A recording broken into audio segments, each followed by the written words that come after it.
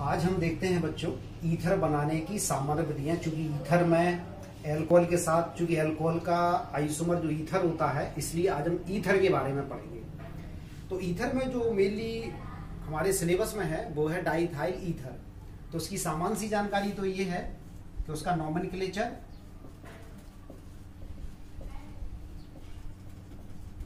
Simple है C2H5 die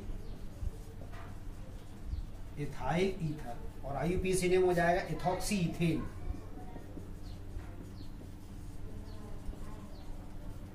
ये इसका IUPAC नेम हो गया, इथॉक्सी इथेन।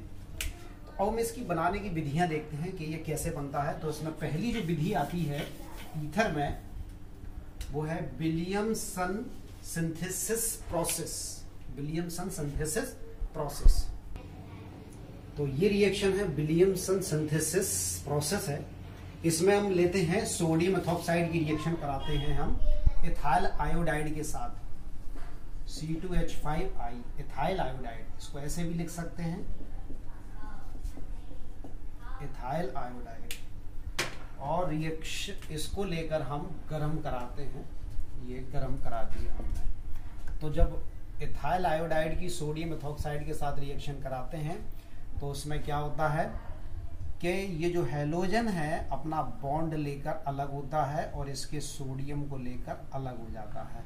ये हमारा क्या निकल गया, sodium iodide plus Na, sodium iodide बाहर हो गया, और ये क्या बन गया C2H5O C2H5 C2H5O C2H5 diethyl ether, di ethyl ether, ये बन गया डाइथाइल ईथर। इस रिएक्शन को कहते हैं विलियमसन सिंथेसिस प्रोसेस या विलियमसन ईथर प्रोसेस या सिंथेसिस। दूसरी रिएक्शन है ईथर बनाने की। हम इथाइल अल्कोहल की वेपर लेते हैं, बाष्प लेते हैं। इथाइल अल्कोहल की बाष्प को हम गर्म कराते हैं एल्यूमिना पर, C2H5OH। ये इथाइल अल्कोहल है। हम डायरेक्ट यहाँ तो इसके दो में ऐसे ट्वाइस करके लिख लें, या इन दोनों को हम सेपरेट करके लिख लें इस तरीके से HOC2H5। ये हमने इथाइल अल्कोहल के दो अणु ले लिए, C2H5OH C2H5OH, और इसको हम गर्म करा दें एल्यूमिना Al2O3, एल्यूमिना पर गर्म करा दें 240 डिग्री सेंटीग्रेड से 260 डिग्री सेंटीग्रेड पर। जब गर्म कराते हैं तो एक तरह से डिहाइड्रेशन की प्रोसेस होती है, निर्जलीकरण की। इसमें एक वाटर का अणु लॉस हो जाता है, किसी भी एक हाइड्रोक्सी समूह से एक OH और एक H निकल जाता है इस तरीके से। ये H2O वाटर माइनस H2O, ये लॉस हो गया, रिमूव हो गया, और कंपाउंड हमारा क्या बना C2H5O C2H5 C2H5O C2H5। ये ईथर बन गया डाइथाइल ईथर, और वाटर, ये वाटर यहाँ लॉस हो गया। ठीक, तो ये प्रोसेस है। यहाँ पर ये हम इथाइल अल्कोहल की ये बाष्प लेते हैं, वेपर ऑफ इथाइल अल्कोहल। अगली रिएक्शन है इसकी, ये हम ऊपर से हटा देंगे। अगली रिएक्शन जो हमारी होती है इसकी इथाइल आयोडाइड की Ag2O के साथ, सिल्वर ऑक्साइड के साथ क्रिया। अगली रिएक्शन है सिल्वर आयोडाइड की, सिल्वर ऑक्साइड की इथाइल आयोडाइड के साथ रिएक्शन कराते हैं, इसको गर्म कराते हैं।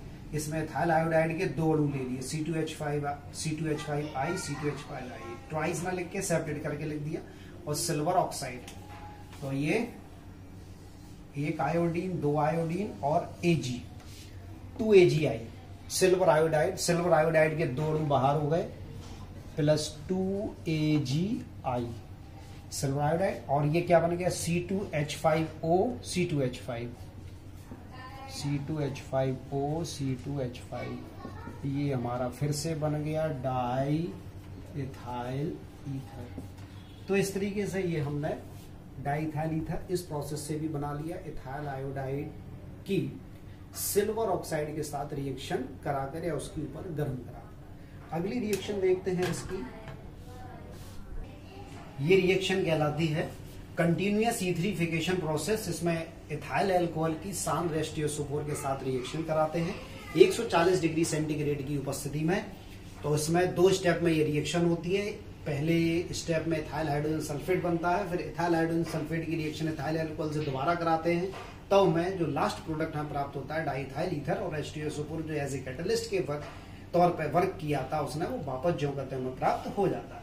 तो उसमें सबसे पहले इथाइल अल्कोहल की एस्टियोसोफोर शांत सल्फ्यूरिक अम्ल, एस्टियोसोफोर का मतलब सल्फ्यूरिक अम्ल,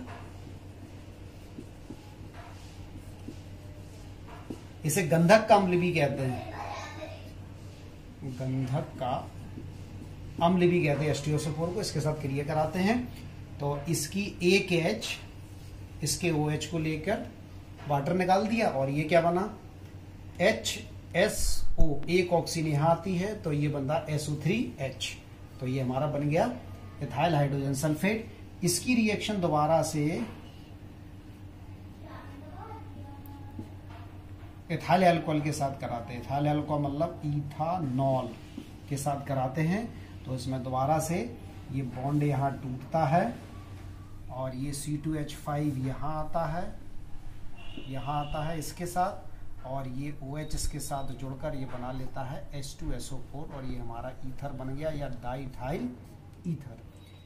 इस रिएक्शन में आज हम लोग जो बचा पोर्शन है ईथर पे रासायनिक गुणों का वो देखेंगे कि ईथर की किन किन यौगिकों के साथ, किन किन अभिकर्मकों के साथ और किस किस मीडियम में रिएक्शन होती है तो क्या बनता है। कुछ रिएक्शन हमने पिछले वीडियो में पढ़ी थी ईथर के केमिकल प्रॉपर्टी की, कुछ आज पढ़ेंगे।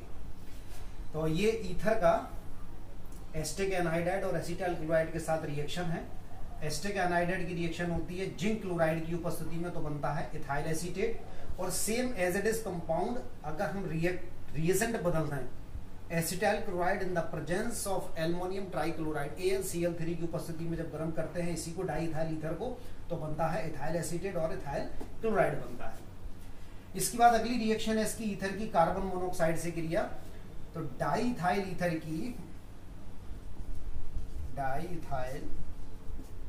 की कार्बन मोनोऑक्साइड CO के साथ क्रिया बोरोन ट्राइफ्लोराइड की उपस्थिति में 125 से 180 डिग्री सेंटीग्रेड और 500 एटमॉस्फेयर ताप की उपस्थिति में जब रिएक्शन होती है तो इथाइल एसीटेट बनता है।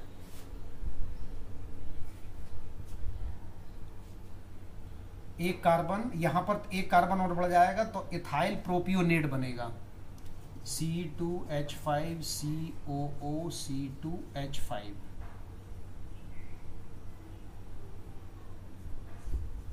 C2H5 यहाँ ये 2 कार्बन और ये 3 कार्बन की चेन हो गई, 1 2 3, इसका नाम हो जाएगा इथाइल प्रोपियोनेट या प्रोपानोएट या प्रोपियोनेट। इथाइल प्रोपानोएट ये हो गया, ये 2 कार्बन इथाइल और 3 कार्बन प्रोपानोएट ये बना। अब ईथर की ऑक्सीजन के साथ क्रिया, डाइथाइल ईथर की ऑक्सीजन के साथ क्रिया प्रकाश की उपस्थिति में 25 डिग्री सेंटीग्रेड ताप की उपस्थिति में, तो बनता है डाइथाइल ईथर हाइड्रोपरऑक्साइड। ये परऑक्साइड की चेन यहां बन जाती है अल्फा कार्बन पर CH3 CHOOH C2H5। तो ये परऑक्साइड संरचना बनती है अल्फा कार्बन पर डाइथाइल ईथर हाइड्रोपरऑक्साइड। अगली रिएक्शन है ईथर की, जब ईथर की HI के साथ क्रिया कराते हैं, हाइड्रोजन आयोडाइड के साथ क्रिया कराते हैं, तो ईथर की हाइड्रोजन आयोडाइड के साथ क्रिया 2 तरीके से होती है, एक होती है ठंडे में और एक होती है गर्म में। तो सबसे पहले हम ठंडे में देखते हैं कि ईथर की HI के साथ ठंडे में क्रिया। तो हम डाइथाइल ईथर बना लें C2H5O C2H5 और इसकी क्रिया करा दें HI के साथ। HI को हम यहां न लिख के यहां लिख दें हाइड्रोजन आयोडाइड, ठंडे में इन कोल्ड। तो देखिए बॉन्ड कैसे ब्रेक होता है। किसी भी एक ऑक्सीजन और कार्बन के बॉन्ड ब्रेक होगा हाइड्रोजन आयोडाइड के बॉन्ड के साथ। एक तरफ आयोडीन और एक तरफ H सेपरेट हो जाएगा, तो एक यौगिक बना C2H5OH और एक यौगिक बना C2H5 आयोडाइड, यानी कि इथाइल आयोडाइड और इथाइल अल्कोहल दो अलग अलग यौगिकों के एक एक अणु प्राप्त होते हैं। C2H5OH प्लस C2H5I, यानी कि एथानॉल और इथाइल आयोडाइड हमें प्राप्त हुए। एथानॉल यानी कि इथाइल अल्कोहल और इथाइल आयोडाइड, इथाइल आयोडाइड, ये हाइड्रोजन आयोडाइड है HI। ये हुई पहली रिएक्शन इसकी। दूसरी रिएक्शन है जब गर्म में क्रिया कराते हैं इथाइल आयोडाइड की HI के साथ गर्म में, और थोड़ा सा मीडियम हम सांद्र ले लेते हैं, गर्म व सांद्र HI के साथ। Ethyl diethyl ether react with hot HI in concentrated medium. देखिए क्या बनता है C2H5O C2H5 diethyl ether.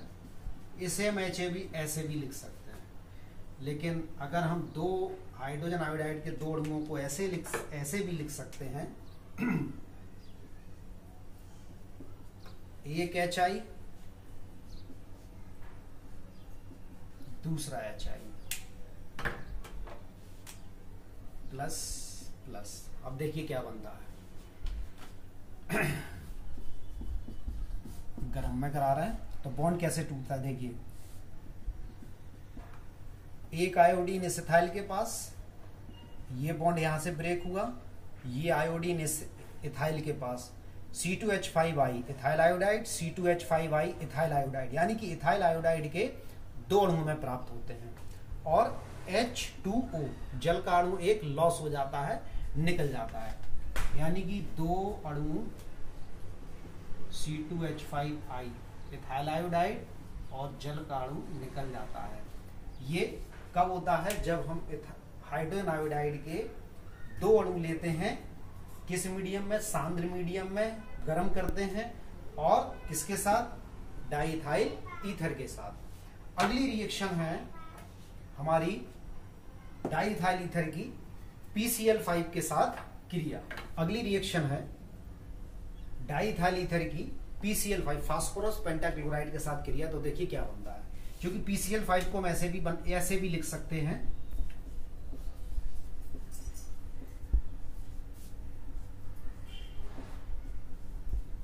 Phosphorus pentachloride. अब इसको देखिए, ये एक बॉन्ड यहां से ब्रेक होता है, एक बॉन्ड यहां से ब्रेक होता है, और एक Cl इसके पास, दूसरी Cl इसके पास, C2H5Cl C2H5Cl। अब इस फास्फोरस के दो बॉन्ड इनकम्प्लीट हो गए। इन दो इनकम्प्लीट बॉन्ड को सेटिस्फाई करेगा यहां से निकली हुई जो ऑक्सीजन है, क्योंकि ऑक्सीजन हमेशा डाइवैलेंट होता है, कहीं भी जुड़ता है तो दो बॉन्ड के साथ जुड़ता है, क्योंकि डाइवैलेंट द्विसंयोजी परमाणु होता है। तो ऑक्सीजन अपने ये दो बॉन्ड लेकर फास्फोरस के इन दो बॉन्ड को सेटिस्फाई कर देगा और यौगिक बना लेगा POCl3 फास्फोरिल क्लोराइड, और ये यौगिक प्लस साथ में क्या बनेगा, C2H5Cl। कितने अणु मिले, C2H5Cl C2H5Cl दो अणु, और इसका नाम हो गया फास्फोरिल क्लोराइड। ये बन गया हमारा। तो जब डाइथाइल ईथर की PCl5 के साथ क्रिया होती है तो इथाइल क्लोराइड के दो अणु प्राप्त होते हैं और फास्फोरिल क्लोराइड हमें प्राप्त होता है। अब अगली रिएक्शन है ईथर की क्लोरीन या ब्रोमीन के साथ क्रिया। तो कैसे होती है देखते हैं। तो जब ईथर की क्लोरीन या ब्रोमीन से क्रिया होती है, दो इसमें भी दो अलग अलग मीडियम में होती है, एक डार्क में और एक लाइट में। तो डार्क में क्या होता है, जो ईथर ग्रुप में अल्फा अल्फा कार्बन पर हैलोजन का सब्स्टिट्यूशन होता है, एक प्रकार का फ्री रेडिकल सब्स्टिट्यूशन होता है। तो इसमें ये अल्फा कार्बन है, ये अल्फा कार्बन है। तो ये जैसे कि सिंपल हैलोजनेशन होता है सब्स्टिट्यूशन की क्रिया द्वारा, प्रतिस्थापन की अभिक्रिया द्वारा, तो इन अल्फा अल्फा कार्बन की एक एक हाइड्रोजन रिप्लेस होती है इन एक एक क्लोरीन के द्वारा। तो देखिए एक क्लोरीन ने इस हाइड्रोजन को प्रतिस्थापित कर दिया तो जो CH हो गया, और इस अल्फा कार्बन की एक हाइड्रोजन रिप्लेस हो गई इस Cl के द्वारा। तो ये यौगिक बनता है 1,1 डाइक्लोरो डाइथाइल ईथर बनता है ये। और जब लाइट में कराते, प्रकाश की मीडियम में कराते हैं, तो ईथर के बाद जितनी भी हाइड्रोजन होती हैं, 5 ये 5 ये पांचों हाइड्रोजन 5 क्लोरीन के द्वारा प्रतिस्थापित हो जाती हैं। तो ये बना लेता है C2Cl5 का होल ट्वाइस। ये 5 हाइड्रोजन की जगह 5 क्लोरीन, और इस 5 हाइड्रोजन की जगह 5 क्लोरीन आ जाती हैं। तो यौगिक बन जाता है C2, ये होल ट्वाइस कर दिया इसको एक साथ, C2Cl5 का होल ट्वाइस हो पर डाई क्लोरोडाइथाइल ईथर बनता है। तो ये हमारी हैलोजनेशन हुआ डार्क में और लाइट में, दो तरीके से हैलोजनेशन होता है। अब हम ईथर के बाद फिनॉल के बारे में पढ़ेंगे, क्योंकि हमने पहले वाले वीडियो में बताया था कि एल्कोहल, फिनॉल, ईथर ये एक ही टॉपिक में आते हैं। तो हमने एलिफेटिक एल्कोहल के बारे में पढ़ा था, एथाइल एल्कोहल के बारे में पढ़ा था, फिर हमने ईथर के बारे में पढ़ा। अब इसी में एक पार्ट रह गया है इसी टॉपिक में, फिनॉल।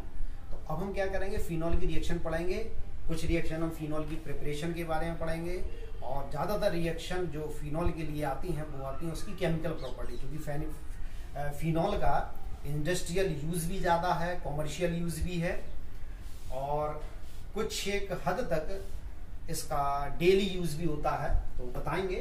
तो हम देखते हैं फिनॉल के बारे में। फिनॉल ये एरोमेटिक एल्कोहल होता है, बेंजीन रिंग के साथ ये OH समूह लगा रहता है, इसे कार्बोलिक अम्ल भी कहते हैं, कार्बोलिक एसिड कहते हैं। तो इसकी हम प्रिपरेशन मेथड देखेंगे, बनाने की विधियां। तो बनाने की विधियों में पहली विधि आती है इसकी, सबसे पहले इसकी देखते हैं प्रयोगशाला विधि के। प्रयोगशाला में लेबोरेटरी प्रिपरेशन, मतलब लेबोरेटरी में फिनॉल का उत्पादन कैसे किया जाता है, कैसे बनाया जाता है। तो एक एरोमेटिक कंपाउंड होता है नाइट्रोजन का, जैसे हम डाइजोनियम सॉल्ट भी बोलते हैं, बेंजीन डाइजोनियम क्लोराइड, उसकी हम रिएक्शन कराते हैं वाटर के साथ। ये बेंजीन डाइजोनियम क्लोराइड है, N double bond NCl, benzene diazonium chloride water के साथ। ये स्टीम डिस्टिलेशन भी कहते हैं इसको, भाप आसवन, स्टीम डिस्टिलेशन के साथ कराते हैं। तो देखिए क्या बनता है, देखिए एक तो नाइट्रोजन गैस निकल गई, N डबल बॉन्ड N, यानी कि नाइट्रोजन गैस। इस वाटर को हम ऐसे लिख सकते हैं, ये लीजिए HOH के फॉर्म में। इसका हेलोजन यहां से अपने एक H को लेकर HCl निकल गया, बचा क्या OH हाइड्रोक्सी समूह। ये OH जहां से nitrogen N double bond N हटा है, उस बेंजीन के उस कार्बन से OH ग्रुप अटैच हो जाएगा, और एक नए क्रियात्मक समूह वाला यौगिक हमें प्राप्त होता है प्रोडक्ट, इसे ही हम कहते हैं फिनॉल। तो फिनॉल के साथ क्या निकल गया, नाइट्रोजन निकल गई और HCl निकल गई। यही हमें बनाना था, हमारा मेन प्रोडक्ट फिनॉल है, ये हमारा फिनॉल बन गया। ये पहली विधि थी। दूसरी प्रिपरेशन मेथड है इसकी, सोडियम फिनॉक्साइड के साथ, H2SO4 के साथ रिएक्शन कराएंगे।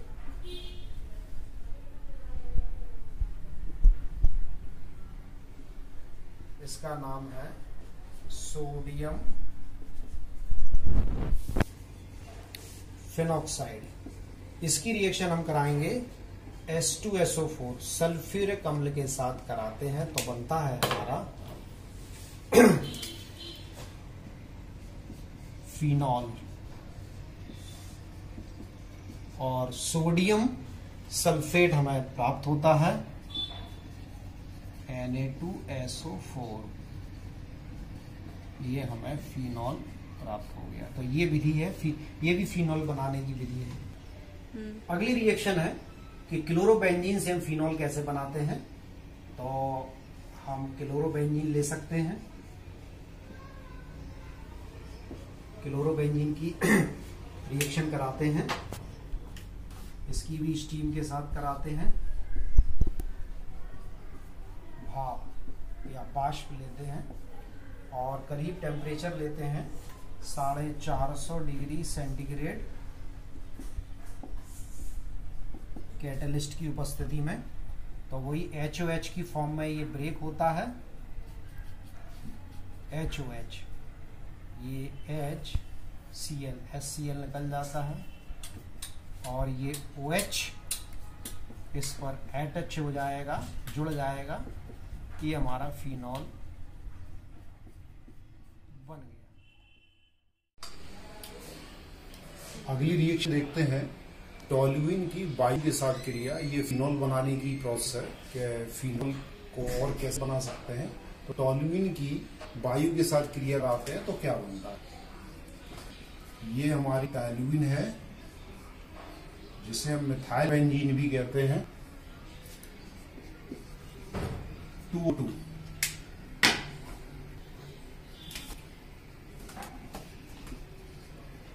MnCl2 CuCl2 की उपस्थिति में कराते हैं तो हमें फिनॉल प्राप्त होता है।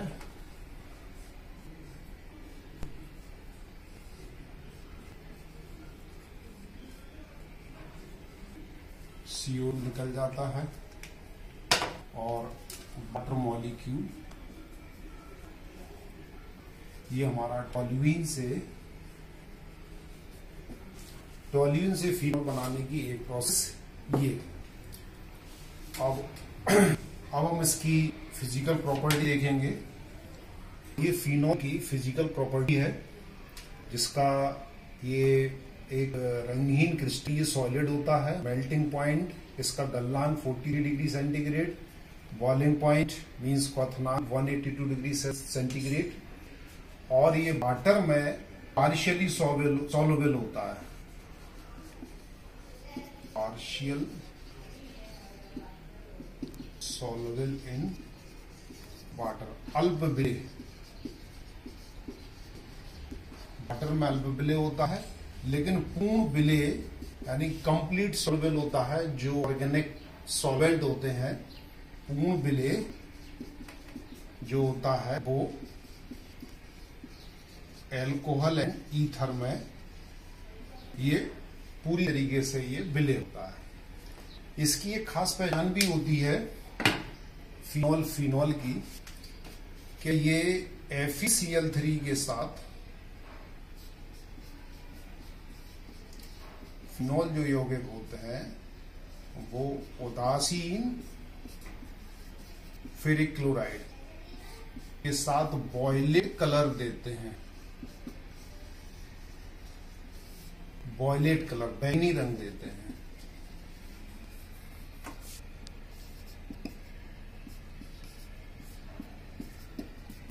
बैंगनी रंग देते हैं। इसका मेन रीजन ये होता है, दरअसल ऑर्गेनिक केमिस्ट्री में FeCl3 के साथ वॉयलेट कलर वे यौगिक देते हैं जिनके पास एक विशेष संरचना होती है और उस संरचना को कहते हैं इनोलिक फॉर्म। आगे डिटेल बताएंगे कि इनोलिक फॉर्म होती क्या है। फिनॉल में एक फॉर्म होती है इनोलिक फॉर्म, इन और ऑल। इन मीन्स होता है डबल बॉन्ड और ऑल मीन्स हाइड्रोक्सी समूह, यानी कि ऐसा कार्बन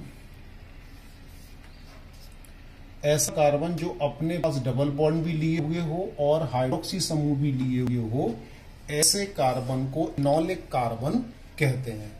तो फिनॉल में देखिए, फिनॉल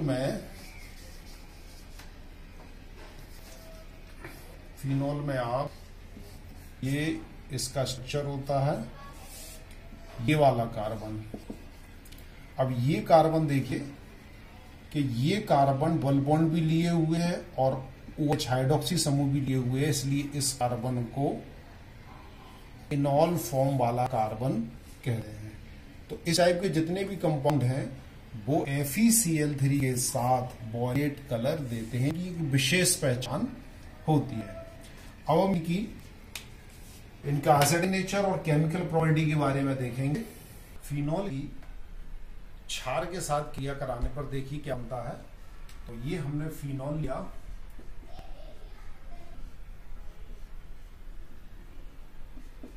इसकी NaOH कोई सा भी स्ट्रॉन्ग बेस ले लें, NaOH ले लें या KOH ले लें, उसके साथ क्रिया कराते हैं तो क्या बनता है देखें। ये देखिए,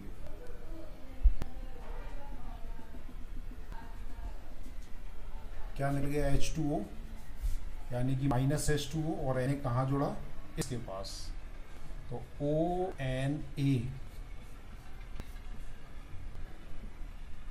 ये हमारा बन गया सोडियम फिनॉक्साइड।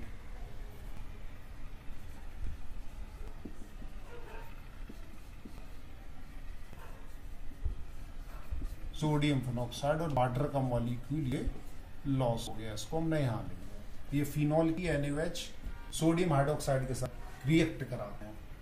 इसी की अगली रिएक्शन है फिनॉल की एल्काइलेशन। एल्काइलेशन में जो हमारा फिनॉल का सोडियम सॉल्ट बना, सोडियम सॉल्ट ऑफ फिनॉल भी कहते हैं, यानी कि सोडियम फिनॉक्साइड,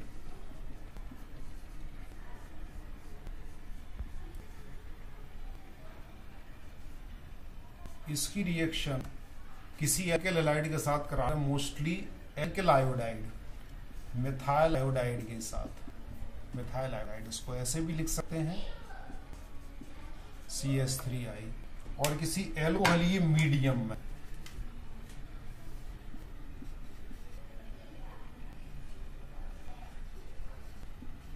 एल्कोहलिक मीडियम में लेते हैं तो देखिए क्या बनता है।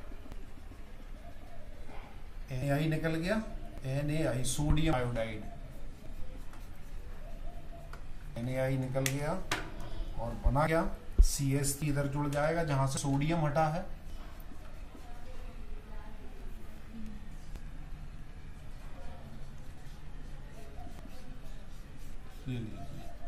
ये हमारा एरोमेटिक एलिफेटिक ईथर बन गया। ये ईथर क्रियात्मक समूह आ गया ऑक्सी।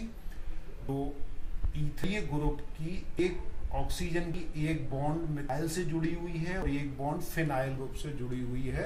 तो इस कंपाउंड का कॉमन नेम है एनीसॉल, और अगर स्ट्रक्चर नेम लिखना चाहे तो methyl phenyl ether, methyl phenyl ether, ऐसे भी लिख सकते हैं। ये एनीसॉल हमारा बनता है। अगली रिएक्शन है फिनॉल की जिंक डस्ट या जिंक चूने के साथ या जिंक पाउडर के साथ क्रिया करा के गर्म कराते हैं तो क्या बनता है। ये फिनॉल है, ये जिंक है, जिंक पाउडर के साथ गर्म कराते हैं तो डेडेनो, जिंक ऑक्साइड बाहर हो जाता है और जो ये पोजीशन खाली हुई इस पोजीशन पर ये वाला H अटैच हो जाता है, तो हमें सिंपल में हमें बेंजीन मिलती है, बेंजीन मिलती है सिंपल। इसमें कोई ज्यादा कोई टिपिकल रिएक्शन नहीं है, बहुत कॉमन सी रिएक्शन है। अगली रिएक्शन है कि जो फिनॉल की हम PCl5 फास्फोरस पेंटाक्लोराइड के साथ रिएक्शन कराते हैं तो क्या बनता है। एक PCl5 के साथ रिएक्शन हमने एथाइल अल्कोहल में भी पढ़ाई थी, तो सेम एज रिएक्शन जो एथाइल अल्कोहल की थी उसमें जैसे सेम कंपाउंड बनता था उसी टाइप का सेम कंपाउंड PCl5 के साथ कराने पर फिनॉल का जो प्रोडक्ट है वो हमें प्राप्त होता है। किसके साथ रिएक्शन करने पर फिनॉल की हमें PCl5 के साथ रिएक्शन कराने पर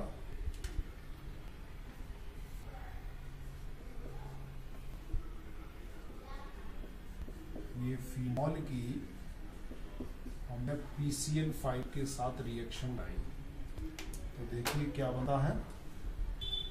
एक तो क्लोरोबेंजीन बनेगा, जैसा कि हमने बताया था। इसका हम स्ट्रक्चर दी ओपन करें, 5 क्लोरीन अटैच हैं, तो एक क्लोरीन इसकी H को लेके HCl निकालेगी, एक क्लोरीन यहां अटैच होगी और ऑक्सीजन इस फास्फोरस की दो बैलेंसी को सेटिस्फाई करने के लिए आ जाएगा।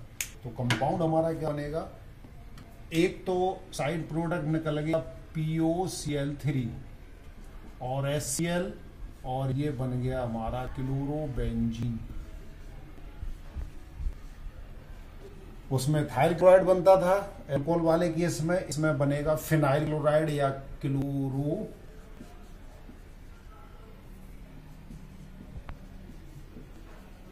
Benzene.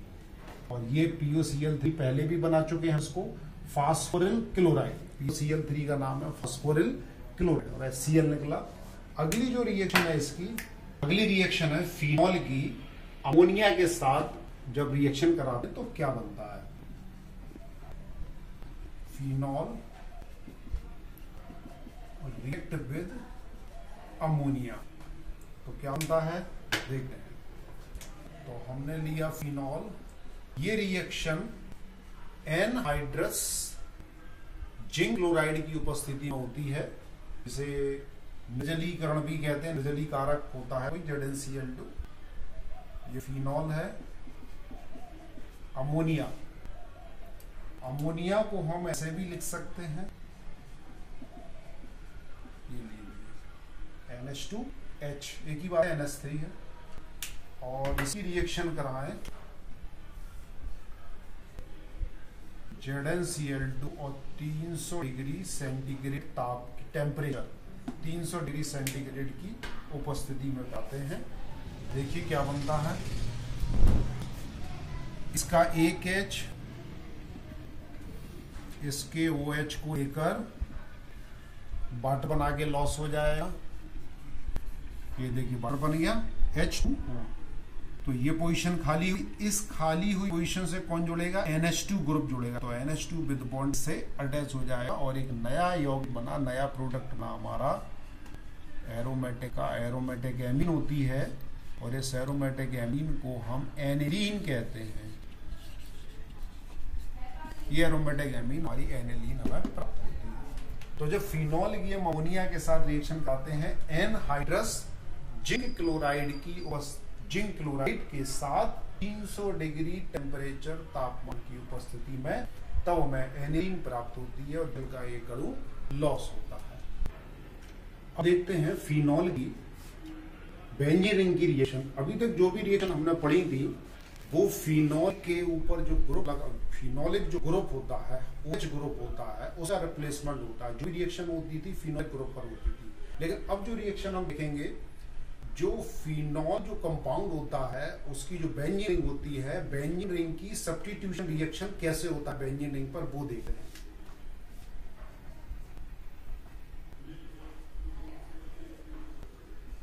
Benzene ring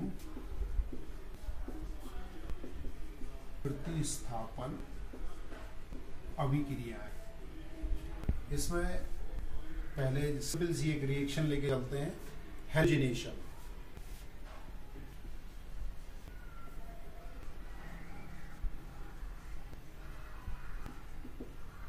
halogenation of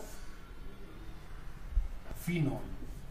आपको यहां पर बता दें, जब मैकेनिज्म पढ़ाते हैं तो उसमें जो फिनॉल के जो सब्स्टिट्यूट ग्रुप होते हैं, प्रतिस्थापी ग्रुप होते हैं, वो दो प्रकार के होते हैं। एक होते हैं ऑर्थो पैरा डायरेक्टिव और दूसरे होते हैं मेटा डायरेक्टिव।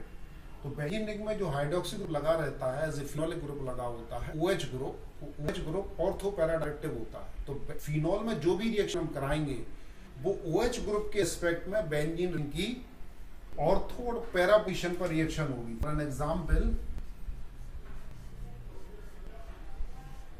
ये फिनॉल,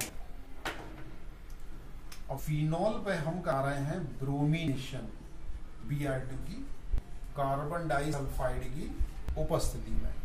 तो देखिए इस बेंजीन रिंग में ये फिनोलिक ग्रुप के लिए ये दो पोजीशन होती हैं ऑर्थो, और इस ग्रुप के सामने की पोजीशन होती है पैरा, और ये वाली पोजीशन होती है मेटा।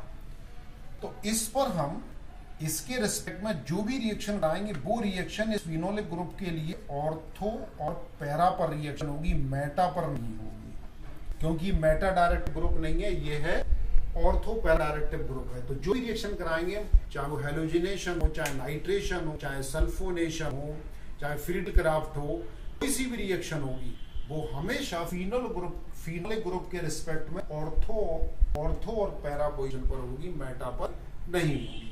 तो ये जो हेलोजिनेशन है वो ऑर्थो पैरा पर होगा, ऑर्थो पैरा पर। तो एक बार H यहां से जाएगा एक Br को लेकर, तो HBr निकल जाएगा, और दूसरा ऐसा आइसोमर बनेगा ऐसा पैरा वाला।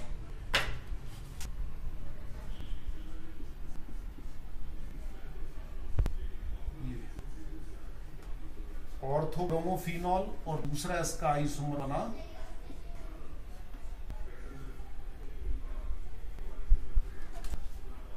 ये है ऑर्थो ब्रोमोफिनॉल, और ये है पैरा ब्रोमोफिनॉल। अब यदि इस फिनॉल में इसकी तीनों पोजीशन पर हमें हेलोजिनेशन कराना है, तो सिंपल सी रिएक्शन होती है ब्रोमीन वाटर की, हम ब्रोमीन वाटर कराते हैं। इसी में सेकेंड रिएक्शन में यदि हम इसी में हम ब्रोमीन वाटर कराते हैं, ब्रोमीन वाटर की रिएक्शन कराते हैं, ब्रोमीन जल ऐसे 3Br2 लिख सकते हैं। तो एक साथ इसकी तीनों पोजीशन, दो ऑर्थो और एक पैरा पर ये सब्स्टिट्यूशन हो जाएगा और यौगिक बना लेगा OH। एक बार सब्स्टिट्यूशन ये वाली ऑर्थो पर, फिर ये वाली पैरा पर, और ये वाली ऑर्थो पर, और 3HBr अलग हो जाएगा, ये बनेगा। इसका नाम हो जाएगा 2,4,6 ट्राइब्रोमोफिनॉल। ये देखिए 2,4,6 ट्राइब्रोमो, और ये ट्राइब्रोमो किस पर लगे? फिनोलिक ग्रुप के रिस्पेक्ट में लगे हुए हैं, तो ये ट्राइब्रोमोफिनॉल ये हो गया। इसी तरीके से इसका सल्फोनेशन भी होता है। सल्फोनेशन हम कराते हैं, जिसे हम सल्फनीकरण भी कहते हैं, कंसंट्रेटेड H2SO4 के साथ रिएक्शन कराते हैं फिनॉल की, तो ऑर्थो पैरा पर सल्फोनिक ग्रुप आता है।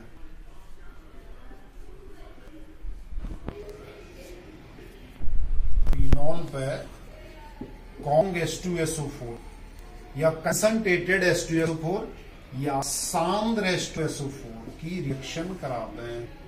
लीजिए सांद्र H2SO4 की रिएक्शन कराते हैं, तो इससे हमें प्राप्त होता है ये सल्फोनिक ग्रुप होता है। ये H2SO4 का ऐसे डिवाइड होता है, इसका वियोजन इस तरीके से होता है SO3H। ये SO3H ऑर्थो पे अटैक करेगा और पैरा पे अटैक करेगा। दो आइसोमर बनेंगे इसके भी, जैसे कि ब्रोमिनेशन में हुआ था। तो हमें दो कंपाउंड मिलेंगे, एक इसका ऑर्थो वाला और एक इसका पैरा वाला।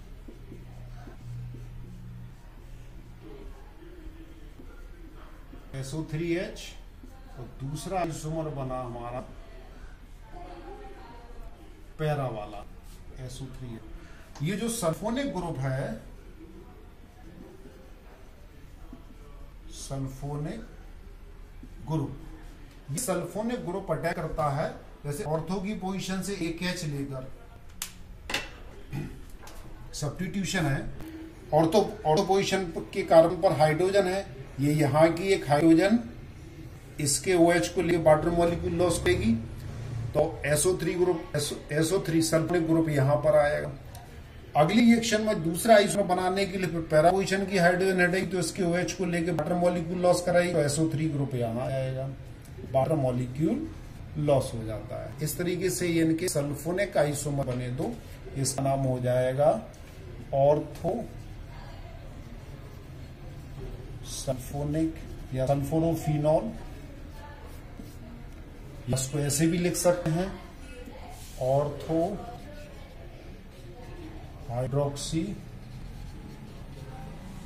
सल्फोनिक एसिड, इसको ऐसे भी लिख, वो पैरा आइसोमर बन जाएगा।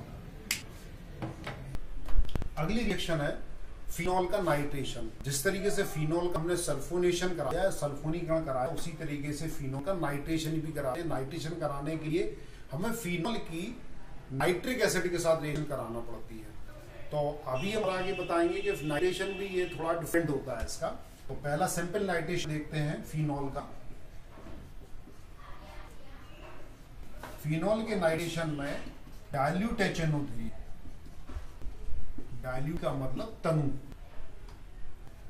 के साथ रिएक्शन कराते हैं। लगभग डाइल्यूट HNO3 फिनॉल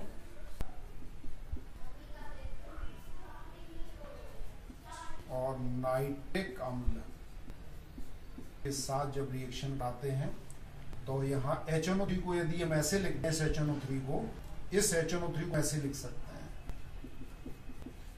ये देखिए HNO3 इस तरह लिख दिया। तो फिनॉल पे ये जो नाइट्रो ग्रुप आता है, ये भी ऑर्थो पैरा पर अटैक करता है, ये ऑर्थो और ये पैरा इस पर अटैक करता है। तो यहाँ की हाइड्रोजन को ये H इसके OH को लेकर वाटर मॉलिक्यूल निकाल देगी, -H2 NO2 ग्रुप कहाँ अटैक करेगा, इसकी ऑर्थो पर। तो एक नया कंपाउंड बना OH, ये लीजिए, और इसका नाम हो जाएगा ऑर्थो नाइट्रोफिनॉल। इसका नाम से लिखते हैं। सपोज दैट ये हमारा फिनॉल कंपाउंड है, फिनॉल की ऑर्थो पर नाइट्रो ग्रुप लगा है, तो इसका नाम हो जाएगा ortho, O for ortho nitrophenol. अब इसी का ही पैरा आइसोमर बनेगा। अगली रिएक्शन में पैरा से एक हाइड्रोजन लॉस होगा, इसकी OH को लेकर वाटर लॉस करेगा, तो नाइट्रो ग्रुप कहाँ जाएगा, पैरा पर। तो इसके दो आइसोमर बनते हैं, एक ऑर्थो वाला और एक पैरा वाला। इसका नाम हो जाएगा पैरा नाइट्रोफिनॉल। इसकी परसेंटेज ज्यादा होती है पैरा नाइट्रोफिनॉल की। अगर इनका हम रेशियो निकालते हैं, तो ये रेशियो में इसका प्रोडक्शन ज्यादा होता है, ऑर्थो आइसोमर का कम होता है। और इसमें टेम्परेचर 5 से 10 डिग्री लगभग एक तरह से कोल्ड मीडियम होता है, ठंडे मीडियम में रिएक्शन कराते हैं इसकी, तब हमें इसके दो आइसोमर बनते हैं, ऑर्थो और पैरा। लेकिन कभी कभी ये पूछ लेते हैं फिनॉल के ऊपर अगर ट्राई नाइट्रेशन कराना चाहें। ट्राई नाइट्रेशन मतलब ये है कि फिनोलिक ग्रुप में उसकी जो तीनों पोजीशन है, दो ऑर्थो और एक पैरा, इन तीनों पर एक साथ नाइट्रो ग्रुप आ जाए और वो जो कंपाउंड बनता है जिसे पिक्रिक एसिड कहते हैं, ट्राई नाइट्रोफिनॉल। तो ट्राई नाइट्रेशन हम डायरेक्ट नहीं कर सकते, इसका रीजन है, बताएंगे। तो सबसे पहले ट्राई नाइट्रेशन कराने के लिए हम क्या करते हैं, फिनॉल की कंसंट्रेटेड H2SO4 के साथ रिएक्शन कराते हैं, यानी कि उसका सल्फोनेशन कराते हैं। तो अब हम देखते हैं ट्राई नाइट्रेशन फिनॉल का कैसे होता है। इसके नाइट्रेशन की रिएक्शन में ट्राई नाइट्रेशन कराते हैं, इसे ट्राई नाइट्रेशन कहते हैं, फिनॉल का ट्राई नाइट्रेशन। तो ट्राई नाइट्रेशन डायरेक्ट नहीं होता है, उसके पहले हमें फिनॉल का सल्फोनेशन कराना पड़ता है। तो सल्फोनेशन के रिस्पेक्ट में जो सल्फोनिक ग्रुप आता है उसके रिस्पेक्ट में तो कहीं जाके नाइट्रो ग्रुप उसकी ऑर्थो पैरा पोजीशन को ऑक्युपाई करते हैं। जैसे कि ये फिनॉल हुई तो सल्फोनिक ग्रुप आया, इसका नाम वही है जो हम पहले बता चुके थे, और ऑर्थो हाइड्रोक्सी सल्फोनिक अम्ल, ये दोनों एक दूसरे की ऑर्थो पोजीशन पर लगे हैं। अब इसकी रिएक्शन होती है सांद्र HNO3 के साथ, यानी कि नाइट्रेशन का काम ये कर रहा है। तो ये डाई नाइट्रेशन हुआ पहले, इसकी ये इसके रिस्पेक्ट में ये क्या हुई, ये पैरा हुई और ये ऑर्थो हुई, तो 2 नाइट्रो ग्रुप आए और अगले नाइट्रेशन में सल्फोनिक ग्रुप रिमूव हो जाता है और इसकी जगह नाइट्रो ग्रुप आ जाता है। तो ये 2,4,6 ट्राई नाइट्रोफिनॉल, 2,4,6 ट्राई नाइट्रोफिनॉल, इसे ही हम पिक्रिक एसिड कहते हैं। पिक्रिक एसिड जो कि एक विस्फोटक भी होता है, इसका यूज भी हम करते हैं और एक येलो डाई के रूप में जाना जाता है। रिएक्शन है फिनॉल की कपलिंग रिएक्शन, जो कि डाइजोनियम सॉल्ट के साथ होती है, काफी फेमस रिएक्शन है, इससे क्वेश्चंस भी आते हैं। तो कपलिंग रिएक्शन में हम लेते हैं पहले डाइजोनियम क्लोराइड N+N इसका नाम है benzene diazonium chloride, benzene diazonium chloride. इसकी रिएक्शन हम फिनॉल के साथ करा रहे हैं। ये फिनॉल है, इस फिनॉल को मैं से घुमा के रख दें तो भी कोई फर्क नहीं पड़ेगा, ये भी फिनॉल ही रहा। चूंकि इस रिएक्शन की खास बात ये होती है कि फिनॉल चूंकि एसिडिक होता है तो इसके साथ मीडियम लेते हैं, कोई क्षार लेते हैं NaOH कपलिंग रिएक्शन में। तो फिनोलिक ग्रुप की पैरा पोजीशन से एक H निकलता है ऐसे, एक तो यहां से NaCl और इसका HOH, यानी कि -H2O और -NaCl, और फिनोलिक ग्रुप की पैरा पोजीशन ये जो है ये जुड़ जाती है इस नाइट्रोजन से, तो कंपाउंड हमारा बनता है N+N, ये बना हमारा पैरा हाइड्रोक्सी एजोबेंजीन, ये बन गया हमारा पैरा हाइड्रोक्सी एजोबेंजीन, ये हमारी कपलिंग रिएक्शन है। कपलिंग रिएक्शन ये शब्द वहां से आता है, जैसे कि हमारी ट्रेन की कपलिंग होती है, तो ट्रेन की कपलिंग से आप याद रखिए ये बेंजीन डाइजोनियम क्लोराइड का ये Cl वाला Cl जो अपना बॉन्ड छोड़ के नाइट्रोजन पर जाता है, तो फिनोलिक ग्रुप का जो पीछे का जो कार्बन है, यानी कि अपोजिट कार्बन, इसके सामने वाला कार्बन, तो एक तरह से अपोजिट साइड से इसका ये कार्बन इस नाइट्रोजन से जुड़ा है इस तरीके से। जैसे ट्रेन की कपलिंग होती है, ट्रेन में 2 डिब्बों के बीच में, कंपार्टमेंट के बीच में दोनों डिब्बे इस तरीके से ज्वाइंट रहते हैं, जैसे कि इंजन का पीछे वाला हिस्सा उसके पीछे लगे डिब्बे के अगले हिस्से से इस तरीके से जुड़ता है, उसे हम कपलिंग कहते हैं, ज्वाइंट कनेक्ट। उसी तरीके से ये वाला कारण